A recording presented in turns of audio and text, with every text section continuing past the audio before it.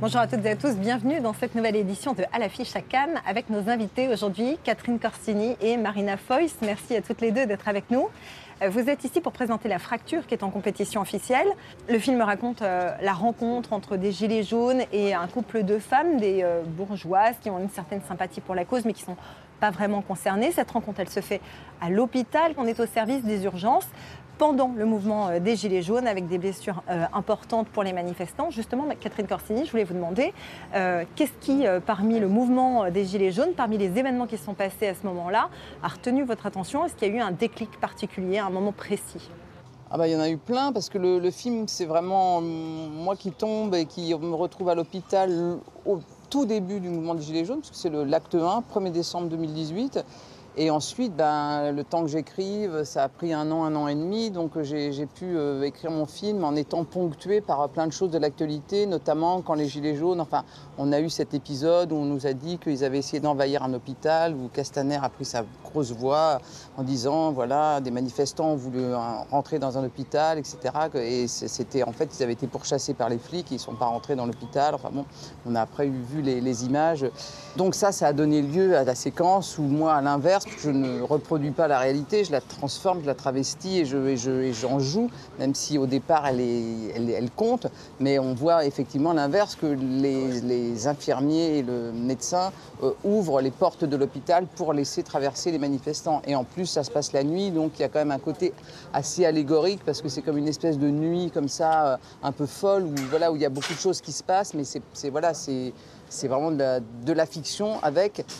Comme une tarte, toute la base, tout ce qui est le fond de tarte, les soignants, les gestes, tout est réel, mais après, après les petits étages, c'est de l'histoire, quoi.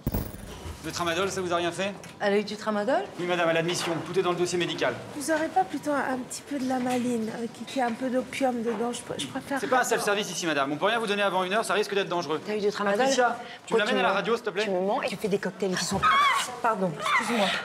C'est dangereux ce que tu fais et en plus tu me mens, je supporte pas. Tu sais très bien que je supporte pas ça, d'accord? Ça raconte l'histoire d'un couple de femmes donc, incarné par Valeria Bruni-Tedeschi et par vous, Marina Foïs. Comment s'est passée la collaboration? Comment vous avez choisi vos actrices? Vu que l'histoire me raconte moi, même si, comme je vous dis, il y a une part de réalité, une part d'invention et de fiction, me raconte moi et mon amie, ma productrice, Elisabeth Pérez.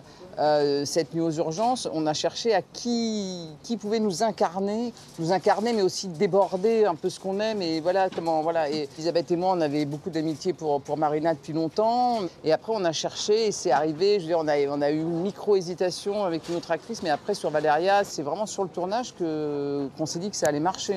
Moi, je n'ai eu aucun doute que Valéria et moi, on pourrait être un couple. Je ne sais pas pourquoi, peut-être parce que je l'aime énormément, parce qu'elle est volcanique et que je trouve qu'elle a une fantaisie hallucinante et qu'elle est elle-même la tragicomédie et que c'est quelque chose qui n'est pas très répandu, qui n'est pas très français, une espèce de... je sais pas, c'est une déferlante, donc je l'aime beaucoup. J'aime aussi beaucoup ses films qui me touchent infiniment. Donc moi, j'avais ce plaisir-là, en fait, juste de partager ce moment-là avec elle. Il y a vraiment ce truc de ping-pong qui a un vrai plaisir de jeu. Et en fait, moi, ce que j'aime, c'est perdre des acteurs. Parce que je me dis, si je les perds pas, ils vont me donner ce qu'ils savent faire.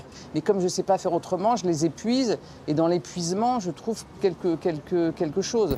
Ça me faisait rien. Non, ça te fait rien dire, une folle. Bonjour, madame. Bonjour, madame. J'ai honte. Regarde, s'il m'arrive un truc, je suis déjà à l'hôpital.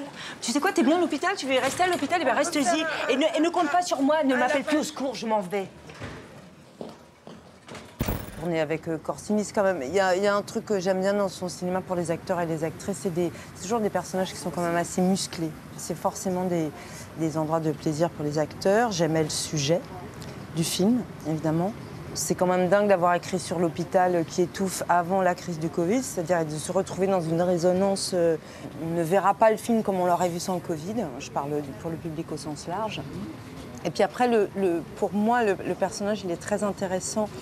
C'est très intéressant de faire un film de groupe, je trouve, et de faire un film dont on n'est pas le sujet pour un acteur. Voilà. Parce que tout l'intérêt du personnage, c'est quand même comment il regarde, comment il écoute et comment il se positionne pour préserver son secret, son opacité. Et ce truc qu'elle a de toujours vouloir être ailleurs, c'est un personnage qui reçoit et qui ne parle pas beaucoup de lui. Donc pour un acteur, c'est très intéressant. Alors, vous mentionniez effectivement la pandémie, donc les gilets jaunes, même si le problème reste, le temps s'est écoulé, on a un peu perdu contact avec ce mouvement, mais effectivement, l'hôpital public qui se délite, ça c'est toujours énormément d'actualité, c'est même monté d'un cran pendant la pandémie. Est-ce que, Catherine Corsini, vous faites des films à message? Est-ce que vous espérez que ça va avoir un impact sur les pouvoirs publics? Est-ce que vous vous dites, peut-être qu'en montrant une fiction et non pas un reportage, finalement, ça peut porter un message un peu plus loin? Je ne sais pas si je fais des films à message, je fais des films où j'ai l'impression de me sentir concernée par ce qui se passe et d'essayer qu'on ait tous un regard sur la situation. Je veux dire, le film ne dit pas faut faire ci, faut faire ça, ou ne donne pas des leçons. Il essaye justement de lever un petit peu les préjugés que les gens peuvent avoir les uns sur les autres. On se rend compte que oui, cet hôpital est à bout de souffle, oui, les gens sont en crise, mais parce qu'ils veulent travailler dans de bonnes conditions. Voilà, c'est des choses d'ajustement. C'est un film où on déjoue un petit peu justement le côté message, le côté ça c'est bien, ça c'est pas bien, il faut penser que quoi. J'ai l'impression que c'est plus de cette façon-là que j'essaye de toucher les gens ou de les faire réagir quoi. Mademoiselle, s'il vous plaît. Oui, j'arrive. Madame, on peut faire un peu de son, s'il vous plaît? Non, c'est pas possible, monsieur.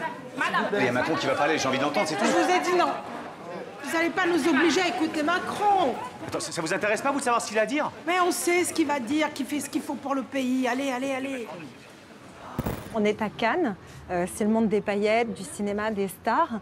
Est-ce que vous ne vous êtes pas demandé si les gilets jaunes allaient mal vivre, entre guillemets, le fait que des personnes qui sont dans ce monde-là parlent de leur lutte, qu'ils estiment que peut-être vous êtes illégitime là-dedans? J'ai auditionné beaucoup de gilets jaunes pour la manifestation, pour certains rôles, etc. Et je sais qu'il y a eu des polémiques, il y a des gens qui étaient très enthousiastes. J'ai vu pas mal de gens qui sont d'ailleurs dans un pays qui se tient sage. Voilà, il y a beaucoup de gens qui sont, j'allais dire, du côté du film. Il y a même des petits bouts de dialogue que j'ai empruntés à certains gilets jaunes, notamment dans ce que dit la jeune fille quand elle est au scanner, etc. Et il y en a, je sais, quand qui vont qui vont ne pas être d'accord, qui vont... mais ça, c'est le jeu des réseaux sociaux, c'est le jeu des polémiques. Et bon, moi, je veux pas rentrer dans ce genre de choses, on verra bien. Moi, je fais un film parce que je pense que c'est important. Quand vous dites que le mouvement n'existe plus, je pense que ce qu'ils ont créé, ce qu'ils ont fait, c'est encore hyper présent. Non, je dis pas qu'il n'existe plus. Je dis qu'il est passé au second plan de l'actualité parce que la pandémie a pris le pas sur tout le reste. Bien sûr. Mais je pense qu'il y avait une légitimité dans beaucoup de choses. Et moi, ce mouvement reste pour moi quelque chose il y a une invention dingue, quoi. L'invention d'aller prendre ces ronds-points et d'en faire des lieux de rencontres, de vie. Je trouve ça génial, je trouve ça incroyable. Et même le signe du gilet jaune, il y a quelque chose c'est un truc très enfantin. J'aime bien, quoi, le truc de reconnaissance. Je sais pas, il y avait des choses qui m'ont beaucoup plu symboliquement, quoi. Après, effectivement, il y a eu des dérives, mais comme voilà, dans tout mouvement qui ne veut pas s'organiser, mais qui fait aussi qu'il y a eu aussi des choses très humaines, très formidables, de rencontres, de gens qui sortaient plus de chez eux, et puis de se rendre compte, effectivement, il y a beaucoup de gens qui vivent avec 800 € de retraite, et comment on fait quand on a travaillé toute sa vie, c'est quand même, il y a des grandes injustices. Je pense que ça, à un moment, il faut savoir le voir et savoir en parler. Merci beaucoup Catherine Corsini, merci Marina Foïs. Le film nous a beaucoup plu et beaucoup de personnes nous ont dit que l'accueil avait été très chaleureux, que c'était un bon candidat pour la Palme d'Or. Donc bonne chance à vous. Ouais, merci. Je crois que c'est bon pour la Palme d'Or. J'ai regardé sur les réseaux. T'as regardé dans ta boule de cristal? Bon. Ouais, je crois que c'est bon. Merci beaucoup à toutes les deux. Du coup, c'est con que le festival continue du coup.